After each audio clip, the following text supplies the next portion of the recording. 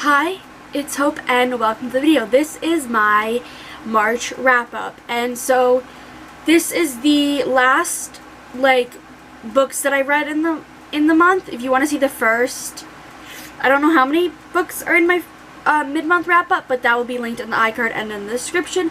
That is where you can see the first few books that I read this month. So for stats, I'm going to have the little thing pop up here. So in March, I read 18 books across 7,836 pages. The average star rating is a 4.2. I read 3 contemporary, 3 dystopian, 10 fantasy, and 2 sci-fi. The age ranges were 4 new adult and 14 YA. And then as for my personal goals, my personal goals, to read 3 or more genres. I read 4 genres. Of reading 1 or more LGBTQ plus book, I read 5, I think. I read 5 books that could be classified, but multiple of the other books on the TBR had low-lining LGBTQ plus themes because of having LGBTQ plus characters.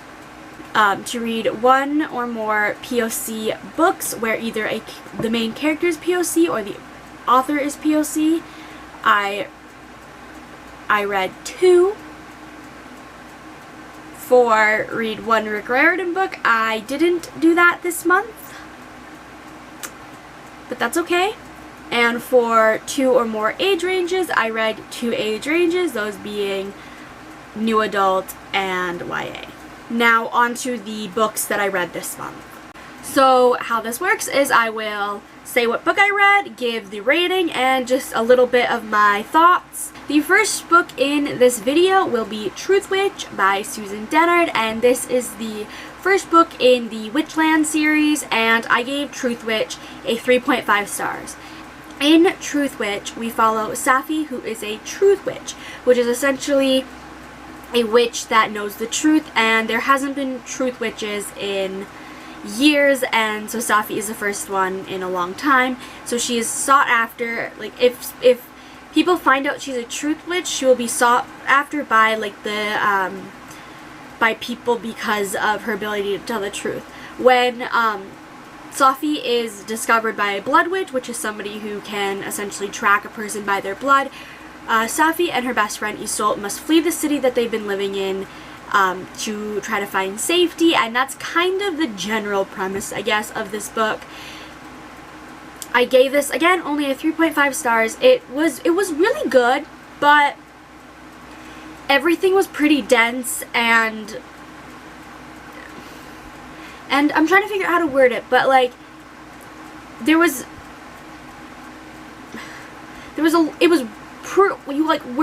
were thrown head first into the world, not knowing much about it, which was good, but I just felt like some parts were just too heavy, others ran too long. I don't know.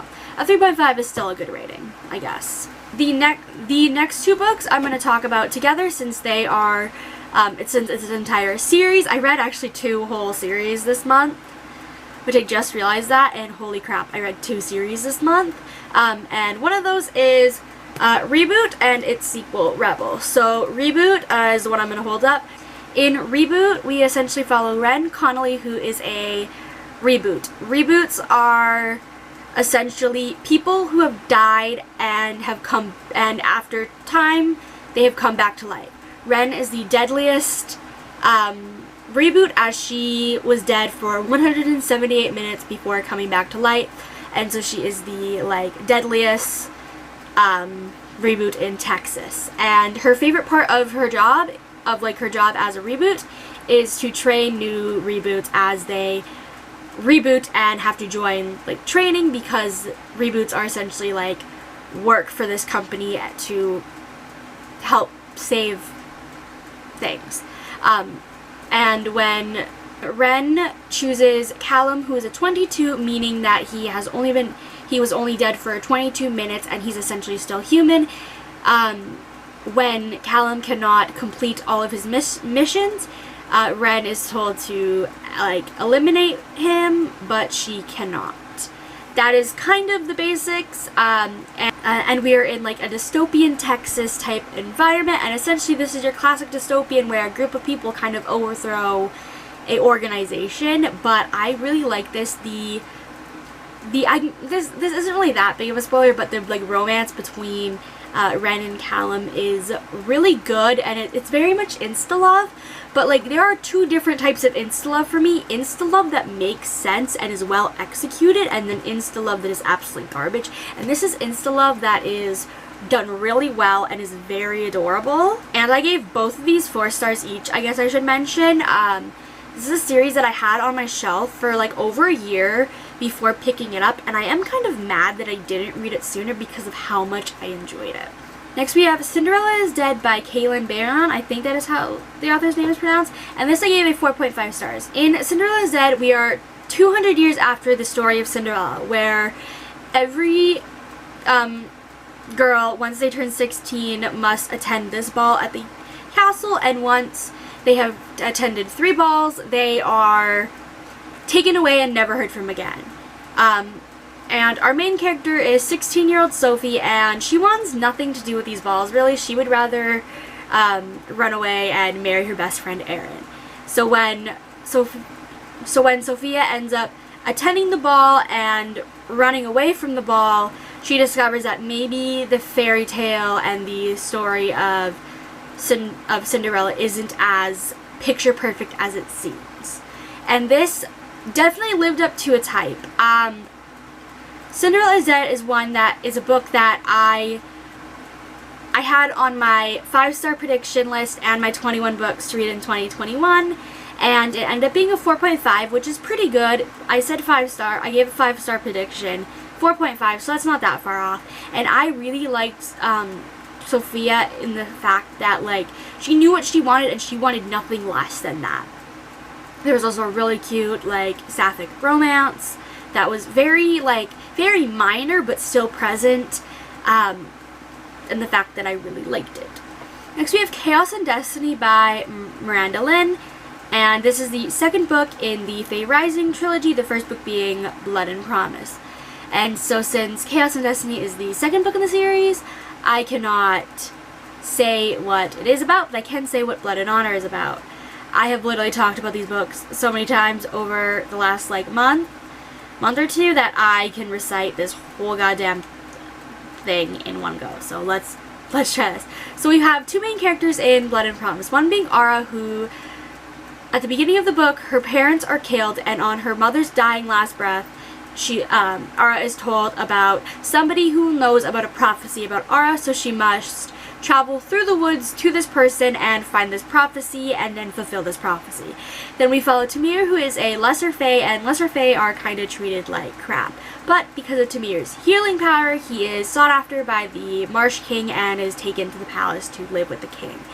And now Tamir has created this truth serum with the help of his mentor, and this truth serum could get Tamir killed. So Tamir ends up trying to convince his mentor and the girl he likes to run away, but then decides to join the rebels. That's kind of the gist of it. And the second book, Chaos and Destiny, I gave a 3-star. Chaos and Destiny, the reason I gave a 3-star is we had 3 point of views. One being Ara, one being Tamir, and then flipping off the camera, and then one being one of the kings in the world. I hated the one king. I can't even remember the king's name, for God's sake. I just didn't like his chapters. Anytime they came by, I was just skimming through like, yada, yada, yada, no, I don't like you. Tamir's point of view was okay. Like, it was really focused more on the rebellion plotline and all that, which I liked towards the end for sure. And then Ara's, she was like fulfilling this prophecy, and it was something I really liked because it had an enemies to lovers plotline, and like, I just really liked Ara's plotline. So like on Ara's plotline, for example, is a 5-star, and then the King's is like a 2. So like I gave it a 3-star because that's like the highest I think I could physically allow myself to give it. Next, I have an entire contemporary series that I'm going to struggle to talk about. I might do an entire video talking about these books. I haven't decided yet, but it is my new favorite contemporary series. And that is the All for the Game trilogy by Nora Sakavic, with the books being The Foxhole Court, which I gave a 4.5 stars, The Raven King, which I gave a 4.5 stars, and The King's Men, which I gave a 5 star.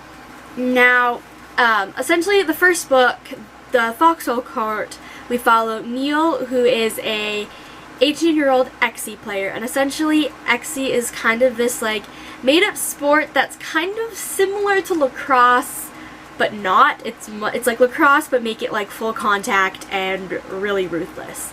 And when Neil is approached by a coach saying, "Hey, we want you on on our state university team. You'd go to college, yada yada yada," he reluctantly accepts because he is technically not who he says he is, and is this a spoiler? Is the son of a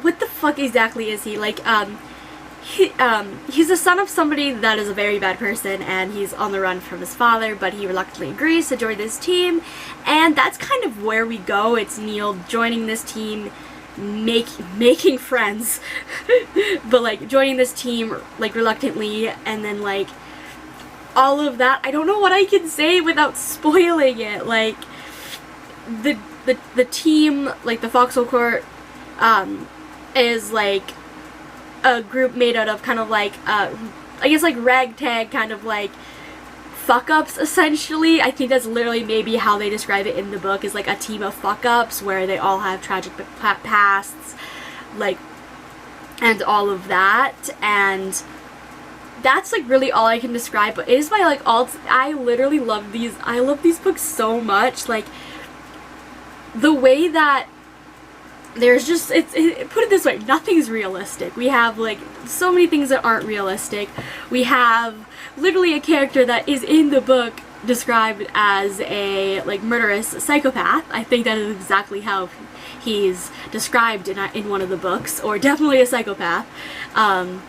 We have, I don't know how to describe this, but this series, it's like a wild ride that you just kind of like sit on, and you're just kind of like, okay, I'm going on for the ride, and it's crazy because there's things to do with kind of like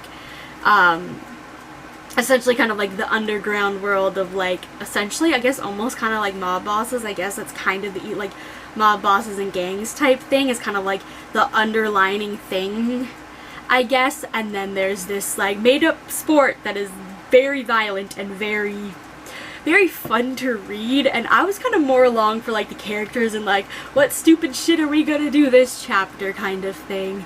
And this is a series I see myself rereading so much in the future because I absolutely love the characters and is it the eventual relationship formed? Is it even a relationship technically?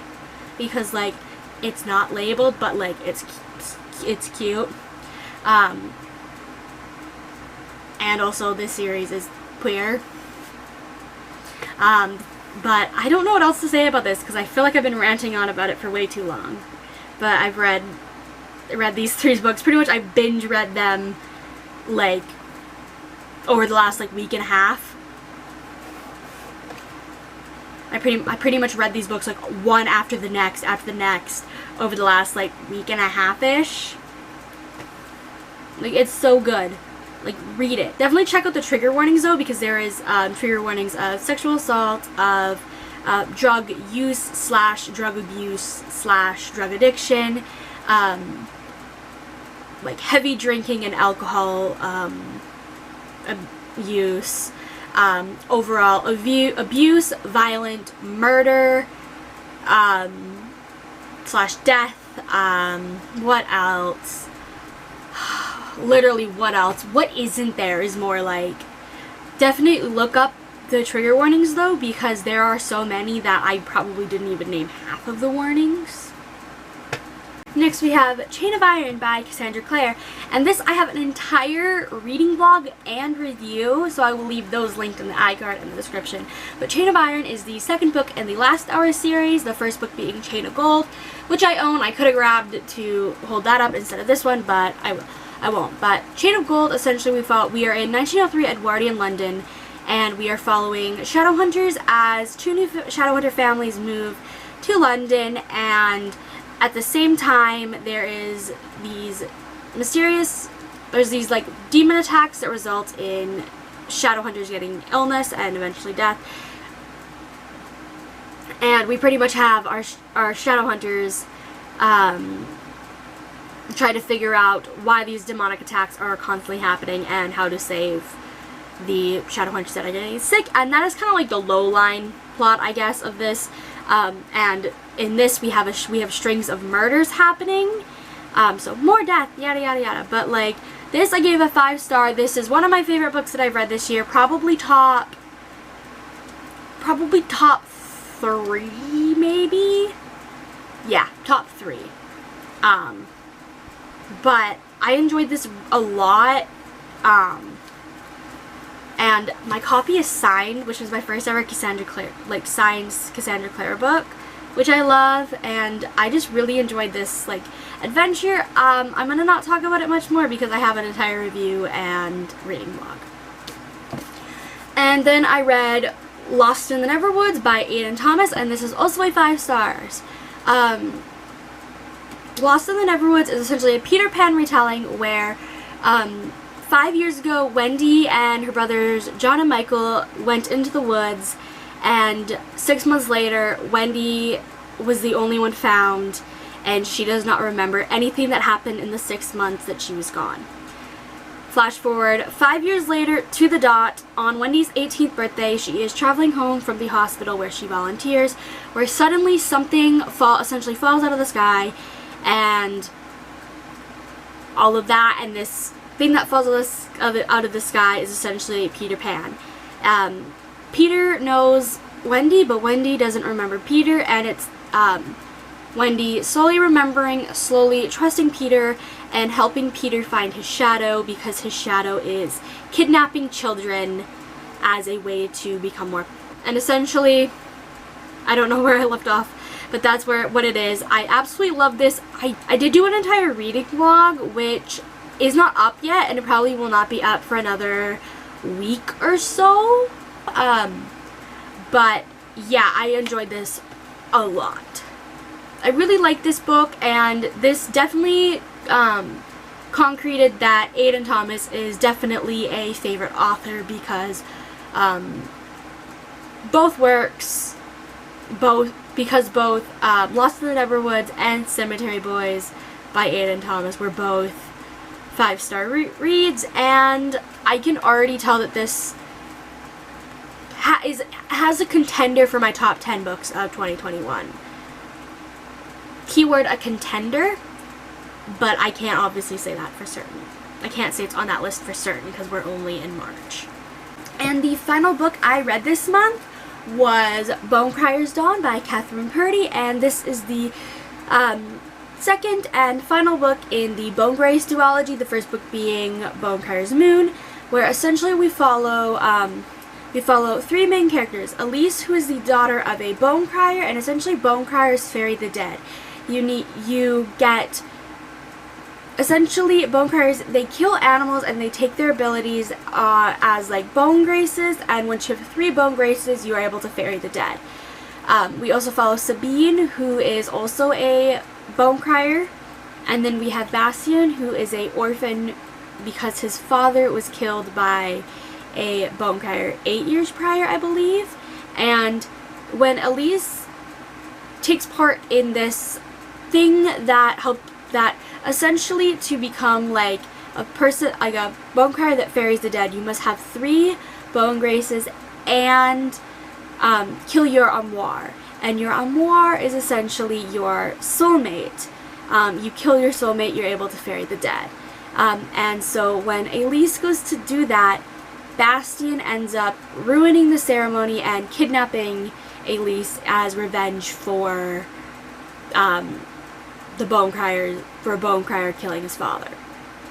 So that's kind of the premise of the first book. This continues off where the first book ends, and I really like this. I think I like the first one a little bit more, But again, I still really enjoyed this. I gave this a 4-star, which is I think what I gave the first one, or I gave the first one a 4.5. I can't remember exactly on the top of my head, but I really enjoyed this. I love these characters so much. I'm sad it's over. Like I almost cried when I just finished this book before like making this clip, so I was like almost crying at the end because I'm so sad that I'm leaving these characters. I wish this series was longer, but I love the idea of like ferrying the dead and all of that, and like I don't really know what else to say about this because I'm still in my thoughts about it, but I really enjoyed this. This is definitely a duology I recommend. What else is there? Can't really think of anything else off the top of my head that I want to say about this, so I'm not going to say anything else. So those were the last of the books that I read in March. Let me know what you read in March because I would love to hear it. I love hearing what you guys have read, like read throughout the month and all of that. Do any of these books sound interesting to you based on my horrible descriptions? But I really hope you enjoyed this video, and bye!